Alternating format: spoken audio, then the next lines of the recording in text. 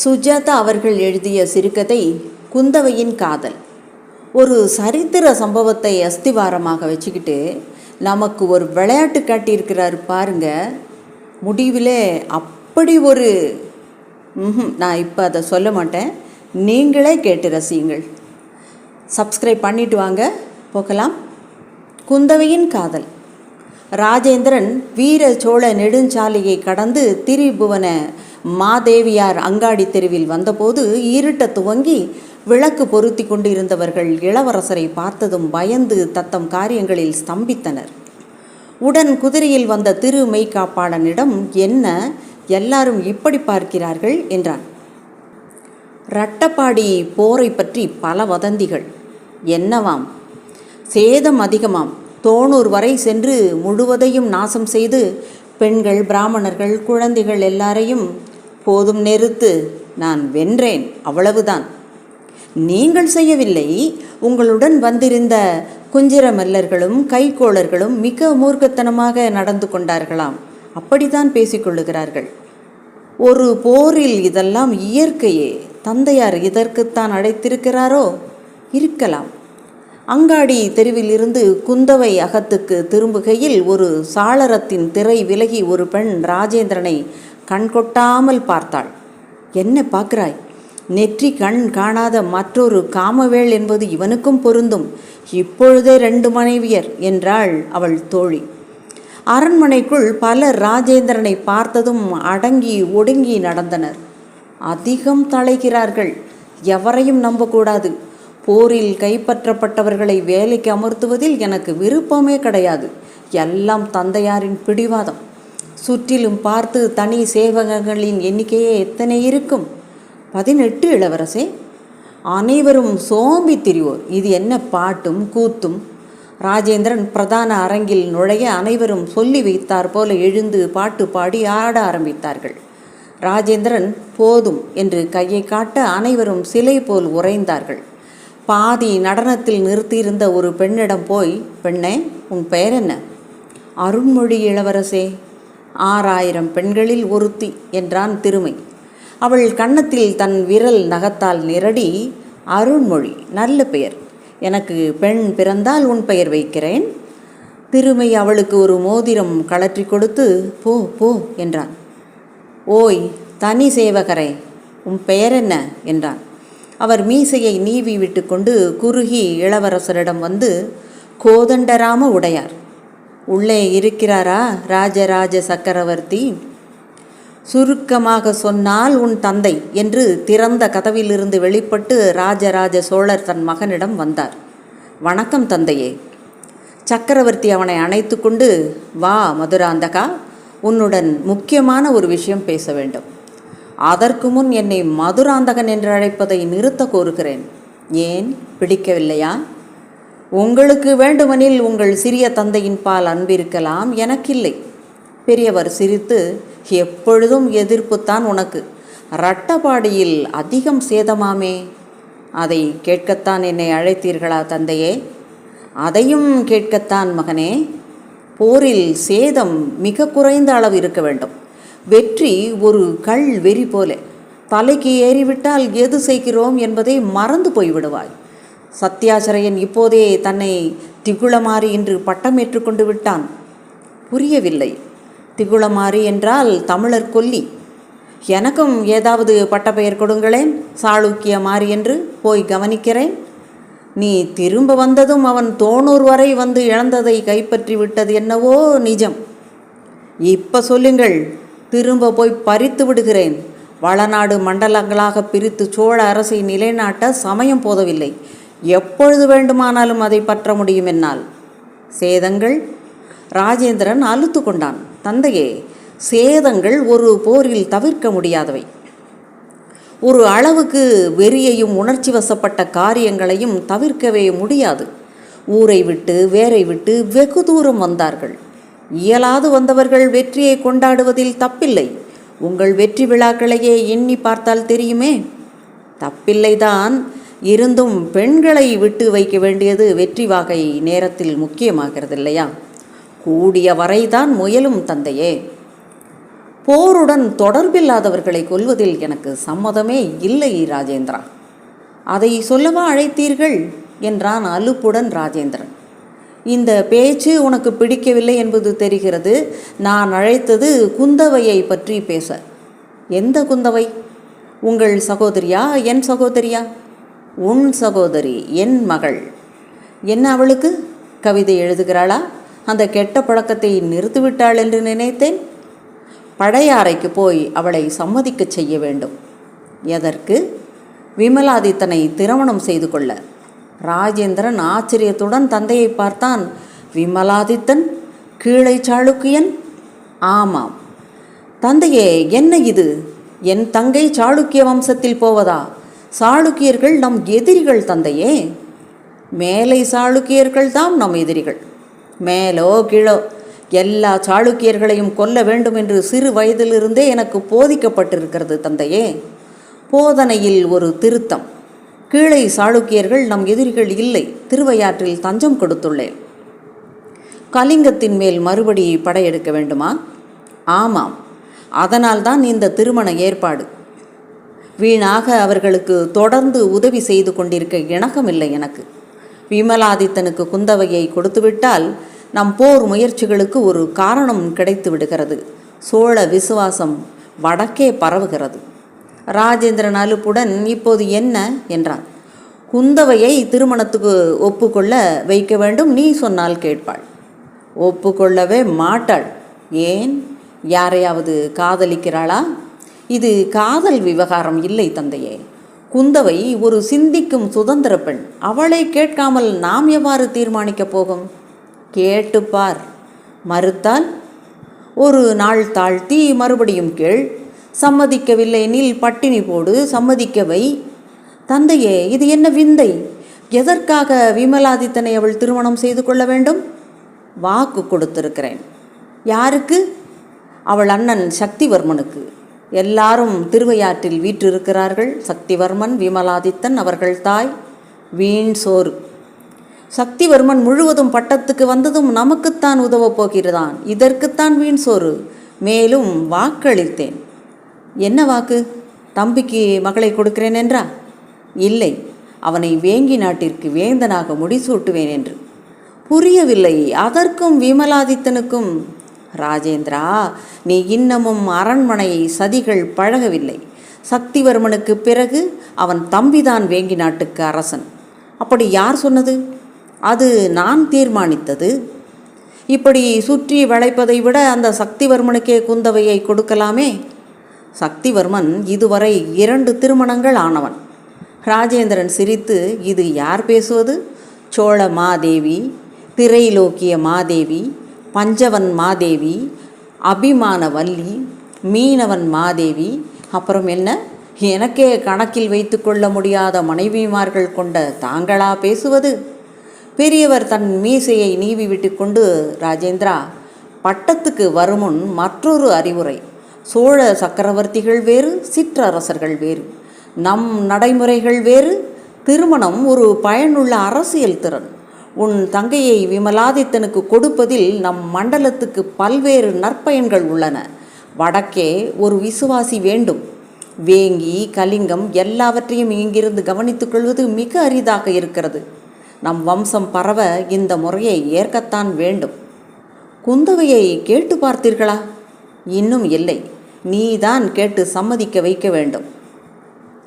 சக்கரவர்த்தி ராஜேந்திரன் அருகில் வந்து அவனை தோளோடு அணைத்து கொண்டு, நான் இன்னமும் அதிக காலம் இருக்கப் போவதில்லை.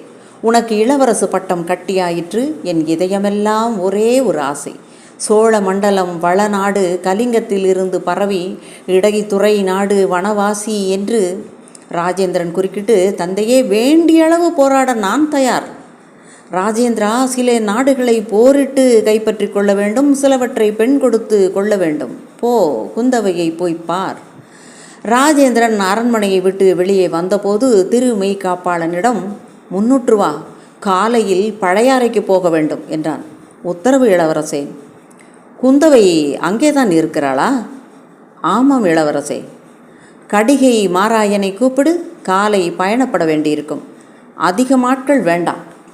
முன்னூற்றுவன் ராஜேந்திரனை ஒருவாறு பார்த்து, இளவரசரே, எதுவும் குழப்பமா? இல்லை, தூது.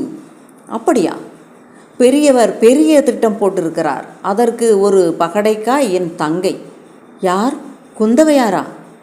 ஆம் முன்னூற்றுவா. நீ விமலாதித்தனை பார்த்திருக்கிறாயா என்று வினவினான் ராஜேந்திரன். இல்லை இளவரசே, நான் பார்த்ததில்லை. குதிரை மேல் தாவி ஏறிக்கொள்ள தெருவில் இடங்கையர் இளவரசரின் முன்னேற்பாட்டை பார்த்ததுமே அப்படியே தரையில் படிந்தனர். நான் பட்டத்துக்கு வந்ததும் இந்த இடங்கை வலங்கையை ஒழிக்கப் போகிறேன். மிகவும் கடினமான காரியம் அரசே. கிராமத்தையே எரித்தார்கள் சதுர்வேதி மங்கலம். சரி, நீ விமலாதித்தனை பற்றி சொல். அவனை குந்தவை பார்த்திருக்கிறாளா? பார்த்திருக்கலாம். தேவையெனில் பார்க்க வைக்கலாம். இரவே போக வேண்டுமா? ஆம், தந்தையர் இல்லையெனில் கோபித்துக் கொள்ளுவார். பின்னிரவின் நிலா வெளிச்சத்தில் தஞ்சாபுரியின் பெரிய கோயில் கோபுரம் ஒரு கரிய பெரிய கிரீடம் போல விளிம்பில் ஒளிர, அதை போல மற்றொரு கோவில் கட்ட வேண்டும் என்றான் ராஜேந்திரன். எதற்கு என்றான் திருமை. அப்பொழுதுதான் என்னை ராஜேந்திரன் என்று ஒப்புக்கொள்ளுவார்கள். இல்லையென்றால் ராஜராஜன் மகன் என்பார்கள். உள் ஆலையில் இருந்து புறம்பாடிக்கு வந்து பழையாறை நோக்கிய சாலையில் செல்லும்போது தீப்பந்தங்களின் வெளிச்சத்தில் ராஜேந்திரனின் மன சஞ்சலம் முகத்தில் பிரதிபலித்தது. குந்தவை அவள் செல்ல தங்கை. அவளை கட்டாயமாக திருமணம் செய்து கொள் என்று கேட்பதே தப்பு என்று தோன்றியது. இருந்தும் அரச காரியங்களுக்காக சில தியாகங்கள் செய்யத்தான் வேண்டும். குந்தவை இதை எப்படி எடுத்துக்கொள்வாள்? முதலில் அத்தையை அணுகலாமா? வேண்டாம், அவள் காதலித்து திருமணம் செய்து கொண்டவள், ஒப்புக்கொள்ள மாட்டாள். முதலில் உங்களுக்கு சம்மதமா இளவரசே என்றான் முன்னூற்றுவன். நான் விமலாதித்தன் என்ற பிறவியை பார்த்ததே கிடையாது. அழகானவன் தானாம். அழகு மட்டும் போதுமா? குந்தவை கண்களை துடைத்து கொண்டு தூக்கம் இன்னும் கலையாத நிலையில் வந்தாள். அதிகம் நகைகள் அனைத்தையும் கழற்றி வைத்து சேடி பெண்கள் தொடர நடந்து வரும்போது காலில் சலங்கை மட்டும் புலம்பியது. என்ன அண்ணா, இத்தனை அதிகாலையில்? குந்தவை, சுகமா? சுகம் கேட்கவா தஞ்சையிலிருந்து வந்தீர்கள்? இல்லை, நீங்கள் போவதற்குள் நான் எழுதிய கவிதையை படித்துத்தான் ஆக வேண்டும். குந்தவை, நான் வெறும் போர் மல்லன். வில்லை பற்றி பேசு. சொற்கள் எனக்கு நேர விரயம். உன் போன்ற சூனியங்களையும் நான் சொல்ல போகும் கவிதை குணப்படுத்தும் அண்ணா. நீ எழுதியதா?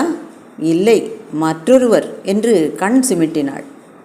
நான் கவிதை பற்றி பேச வரவில்லை குந்தவை, நேராக சொல்லிவிடுகிறேன். காலம் தாழ்த்த விரும்பவில்லை.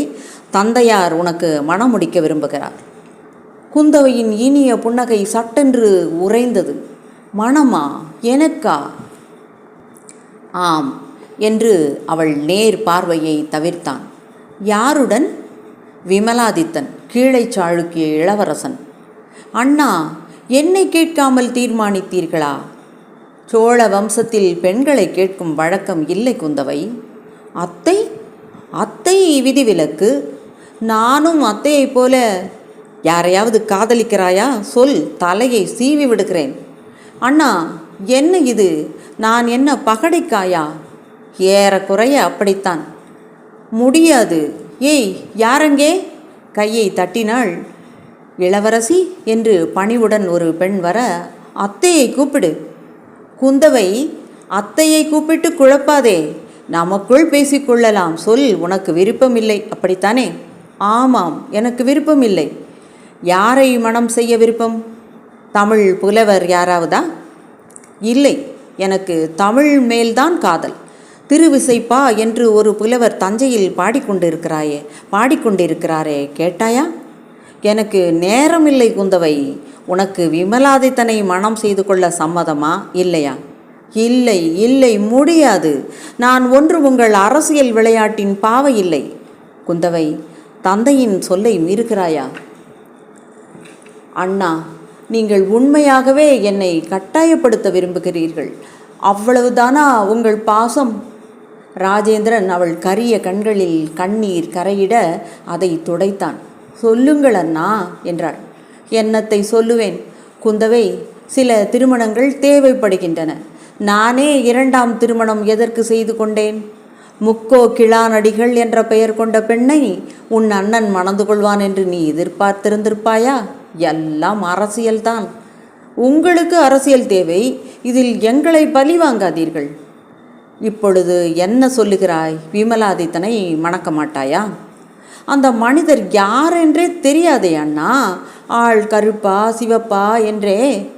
உங்களுக்கெல்லாம் முக்கியமல்ல ராஜேந்திரா, உங்களுக்கு முக்கியமானது வேலும் வில்லும் வேளமும் தான். வணக்கம் அத்தை. பெரிய குந்தவை பிராட்டியார் உள்ளே நுழைந்து தன் சால்வையை பணிப்பெண்ணிடம் கொடுத்து, ராஜேந்திரா, எத்தனை முறை பழையாறை வருகிறாய்? உன் அத்தையை பார்க்க நேரம் கிடைக்கவில்லையா? அப்படி இல்லை அத்தை, நான் பழையாறை பக்கமே வருவதில்லை. பல திங்களாயிற்று. முன்னூற்று வா. கடைசியாக எப்போது பழையாறை வந்தோம்? 4 தினங்களுக்கு முன் இளவரசே. ராஜேந்திரன் அவனை முறைத்து பார்த்து, பொய் சொல்லாத வாய்க்கு போஜனம் கிடையாது, முன்னூற்று வா என்றான். பெரிய குந்தவை பிராட்டியார் சிரித்து சிறியவளின் கூந்தலை வருடி, என்ன சொல்லுகிறான் உன் அண்ணன்? யாரையோ திருமணம் செய்து கொள்ள வேண்டுமாம் அத்தை, ஆணை பிறப்பிக்கிறார்கள். யாரையோ இல்லை அத்தை, சாளுக்கிய இளவரசனை. பெயர் விமலாதித்தன். பெயர் நன்றாகத்தான் இருக்கிறது, எதற்காம்? அரசியல் அத்தை, அரசியல். யார்? ராஜராஜன் உன்னை அனுப்பினானா? ஆம் அத்தை. நேரில் வந்து கேட்க மாட்டானோ? அப்படி இல்லை, நான் சொன்னால் குந்தவை ஒப்புக்கொள்ளுவாள் என்று. பிராட்டியார் இளம் குந்தவையை பார்த்து, நீ என்ன சொல்லுகிறாய் பெண்ணே? எனக்கு சம்மதமில்லை அத்தை. திருமணம் என்பது எப்படி இருக்கும்? நாடு முழுவதும் கோலாகலமாக இருக்கும். குழலும் யாழும் பேரிகையும் முழங்கும். வீதி தோறும் நடனம். எல்லாருக்கும் பொன் பட்டங்கள் பட்டயங்கள். உங்கள் திருமணம் அப்படித்தான் நடைபெற்றதா அத்தை? நீங்கள் காதலித்துத்தானே? என் திருமணத்தை பற்றி பேசாதே. நீ இப்போது என்ன சொல்லுகிறாய்? திருமணத்துக்கு சம்மதமா இல்லையா? இளவரசனை பார்க்காமல் அவள் சொல்ல மாட்டாள். முன்னூற்று வா. நீ விமலாதித்தனை பார்த்திருக்கிறாய் அல்லவா? ரகசியமாக அவன் கை விரலை பற்றி இழுத்தான். ஆமாம் அரசே. விவரி. முன்னூற்றுவன் நல்ல அழகும் திறமையும் உள்ளவர் விமலாதித்தர். உளறி கொட்டினான் அவன். ஓவியம் ஏதாவது இருக்கிறதா? ஓவியம் ஏமாற்றம். விமலாதித்தனை வர சொல். குந்தவையை அவனை சந்திக்கட்டும். அப்பொழுது எங்கே இருக்கிறான் அவன்? அந்த விமலாதித்தன் திருவையாற்றில்தான். அழைத்து வா. அதற்கு அவசியம்தானா அத்தை? உறுதியாக அவசியமானது. பெண்களை நீங்கள் பகடைக்காய்கள் போல பலியாடுகளைப் போல பயன்படுத்துவதை நான் எதிர்க்கிறேன் என்று உன் அப்பனிடம் போய் சொல் என்றார் மூத்த குந்தவை பிராட்டியார்.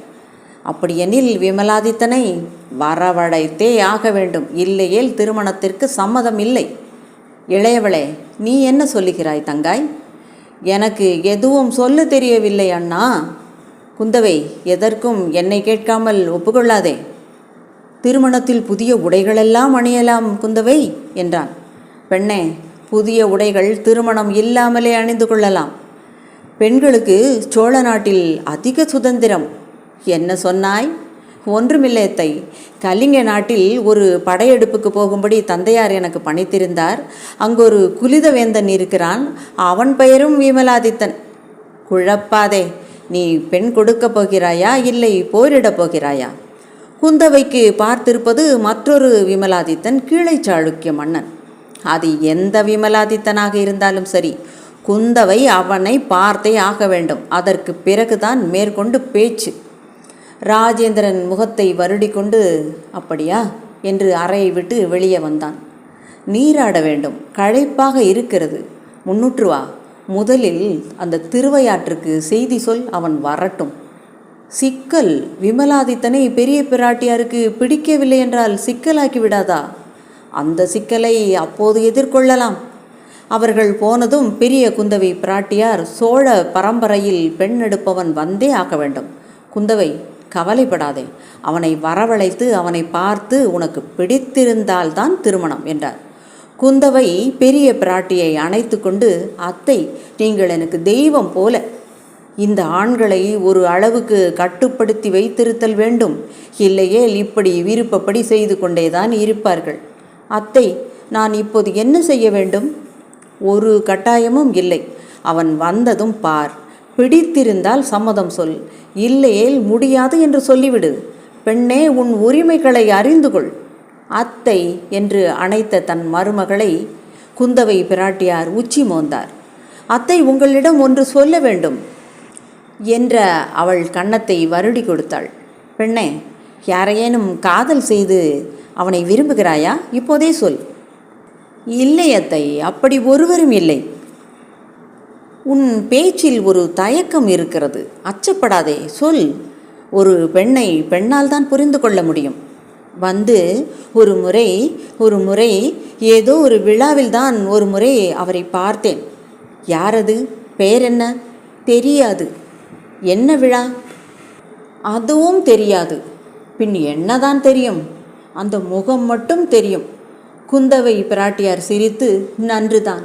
அந்த முகம் திரும்பி வரும் வரைக்கும் காத்திருப்பாயா பேதை பெண்ணே? இவ்வாறெல்லாம் யாரையாவது பார்த்து மனதுக்கு பிடித்திருந்தால் உடனே செயல்பட வேண்டும். யார் என்ன என்று செய்து அறிந்து கொள்ள எத்தனை பெண்கள் இருக்கிறார்கள் அரண்மனையில். போ, கவலைப்படாதே. இந்த திருமணத்தை எப்படியாவது தட்டி கழித்து விடுகிறேன். நீ தேர்ந்தெடுப்பவன் உனக்கு எந்த விதத்திலும் இசைந்தவனாக இருத்தல் வேண்டும். குந்தவை உற்சாகத்தில் அத்தையை கட்டிக்கொண்டு முத்தமிட்டு, நிஜமாவா அத்தை என்று கேட்டாள். உன் அத்தை தீர்மானித்தால் யாரும் அதை அசைக்க முடியாது. நான் வல்லவராயரை மணந்த கதையை ஒரு நாள் விவரமாக சொல்லுகிறேன். அத்தை, உங்களுக்கு நான் எப்படி நன்றி சொல்லுவேன்? உன் மற்ற ஆசைகள் என்ன எல்லாம் சொல். என் மற்ற ஆசைகள் முழுவதுமே தமிழ் கவிதைகள் தான் அத்தை. திருக்குறள், திருமொழி, பக்தி பாடல் ஏதாவது இருந்தால் சொல். பேசிக்கொண்டே போனார்கள். திருவையாற்றிலிருந்து விமலாதித்தனும் அவன் தமையன் சக்திவர்மனும் வரவழைக்கப்பட்டனர். அவர்களை நேரில் சந்திக்க பெரிய பிராட்டியார் சம்மதிக்காததால் ஒரு விழாவுக்கென்று அமைத்து அதன் கோலாகலமாக பழையாறை அரண்மனையின் முன் ஊர்வலம் செல்வதாக அழைத்து சாளரத்திலிருந்து அத்தையும் தங்கையும் பார்க்கும்படி ராஜேந்திரன் ஏற்பாடு செய்தான். ஆணையாட்களும் குஞ்சிர மல்லர்களும் கைகோள பெரும்படையினரும் சாரி சாரியாக நடந்து செல்ல, அதன் பின் அரண்மனை நாட்டியக்காரர்களும் இசை கலைஞர்களும் வர, ராஜேந்திரா, இந்த கூட்டத்தில் நான் யார் என்று அந்த விமலாதித்தனை தேடுவது என்று அத்தை கேட்டார். பொறுத்திருங்கள், தனியே அலங்கரிக்கிற ரதத்தில் வருகிறான் பாருங்கள். குந்தவை, சரியாக பார்த்துக்கொள். இவன்தான் உன் கணவனாக வரப்போகிறவன். மூளை திரும்பியதும் அந்த தங்க நிற தேர் மெல்ல அசைந்து வர அதில் விமலாதித்தன் மட்டும் நின்று கொண்டு வந்தான். இரு புறமும் நோக்கி அவ்வப்போது புன்னகைத்து கொண்டு வீதி மக்களை வணங்கி கொண்டே வந்தான். சாரளத்தை அணுக மெல்ல நிமிர்ந்தான். குந்தவை பிரமித்தாள். அத்தை, அத்தை, இவர்தான் அது. இவர்தான் என்றால்? நான் முன்பு சொன்னேனே, ஒரு விழாவில் பார்த்தேன் என்று. இவர்தான். மகிழ்ச்சி பெருக்கில் பறவை போல கிரீச்சிட்டாள். அதாவது உன் உள்ளம் கவர்ந்த பெயரில்லாத ஆணழகன் இவன்தானா? ஆமாம், இவரேதான். நல்லதாயிற்று. பழம் நழுவி பாலில் விழுந்தது. ராஜேந்திரா, உன் தங்கை சாமர்த்தியக்காரி. என்ன அத்தை? ராஜேந்திரா, உன் தங்கைக்கு மனதுக்கு பிடித்தமானவன் அவன்தான். முன்பே ஒருமுறை பார்த்திருக்கிறாளாம். காவிரி விழாவில்தான் பார்த்திருக்க வேண்டும். அப்படியா? பெண்கள் இந்த காலத்தில் என்னவெல்லாம் சாமர்த்தியம் பழகுகிறார்கள். உங்கள் அரசியல் சாமர்த்தியங்களுக்கு ஈடு கொடுக்க வேண்டியுள்ளதே. என் மனைவி கடும் வேகத்தில் தேர் ஓட்டுகிறாள் இளவரசே என்றான் முன்னூற்றுவன். சம்மதமா குந்தவை? அவனுடன் எதற்கும் ஒரு வார்த்தை பேசி என்னவெல்லாம் பிடிக்கும், எது எது படித்துள்ளான் என்றெல்லாம் கேட்க வேண்டாமா? இல்லை, முன்பே சந்தித்து பேசியாக்கிவிட்டதா? இல்லை அத்தை, அப்படியெல்லாம் இல்லை. கண்களால் கூட பேசியதில்லையா? போங்கள் அத்தை, கேலி செய்யாதீர்கள். அவள் கண்களில் இப்போதே கனவு தீட்டியிருந்தது. அண்மையில் சோழ மண்டலத்தில் அந்த வகையில் சிறப்பான திருமணமே பார்த்ததில்லை என்று அனைவரும் பேசிக்கொண்டார்கள். மக்கள் அனைவரும் தத்தம் வீட்டில் திருமணம் போல கொண்டாடினார்கள். கோவில்களிலும் மங்காடிகளிலும் தீபங்கள் இடைவிடாமல் எரிய, நாடகங்களும் நாட்டியங்களும் வித்தை பயிற்சிகளும் வில்வித்தை காட்சிகளும் கைதிகளுக்கு விடுதலையும் கலைஞர்களுக்கு முகைவர் பட்டங்களும் எல்லாம் முடிந்து ராஜகுருவின் ஆசி பெற்று குந்தவைக்கு விமலாதித்துடன் பேச தனியறையில் வாய்ப்பு கிடைக்க 10 நாட்களாகிவிட்ட. பொன் இழை திரை சீலைகளை விலக்கி கரும்பு சாறும் பழங்களும் யவனர்களின் வாசனை திரவியங்களும் அகில் புகையும் மீறி அவள் முகத்திரையை விமலாதித்தன் விலக்கி கண்கொட்டாமல் பார்த்து அவள் முகத்தை விரல்களால் நிமிர்த்தினான். அவன் மந்தகாச புன்னகையில் சற்று நேரம் லயித்திருந்தவள் மெல்ல பேசினாள். உங்களை நான் முன்னையே காவிரி விழாவில் பார்த்திருக்கிறேன். அப்பொழுதே என் நெஞ்சில் நீங்கள் பதிந்து விட்டீர்கள். உங்கள் உருவத்தை மறக்கவே இல்லை. இப்பொழுது நீங்கள்தான் எனக்கு மணாளனாக தேர்ந்தெடுக்கப்பட்டவர் என்று தெரிந்ததும் என் மனம் துள்ளியது. என் விருப்பமெல்லாம் இரண்டே, ஒன்று நீங்கள், மற்றொன்று தமிழ் இலக்கியம். விமலாதித்தன் அவள் உதட்டில் விரல் வைத்து முதல் முறையாக பேசினான். నేను నీ భాషను అసలు అర్థం చేసుకోలేదున్నాను. తెలుగులో మాట్లాడుమా, తెలుగు భాషను నేర్చుకో. அதன் அர்த்தம், எனக்கு நீ பேசுவது சரியாக அர்த்தம் செய்து கொள்ள இயலவில்லை. தெலுங்கில் பேசு, முடிந்தால் தெலுங்கு பாஷை கற்றுக்கொள். பாவம், இந்த நவீன சுஜாதாவின் குந்தவை ரசித்திருப்பீர்கள் என்று நம்புகிறேன். மீண்டும் அடுத்த வீடியோவில் சந்திக்கலாம். உங்களுக்கு பிடித்தமான அத்தனை பேருக்கும் இந்த குந்தவையை அறிமுகம் செய்து வையுங்கள். ராஜி ஸ்டோரீஸிலிருந்து உங்கள் நான். நன்றி.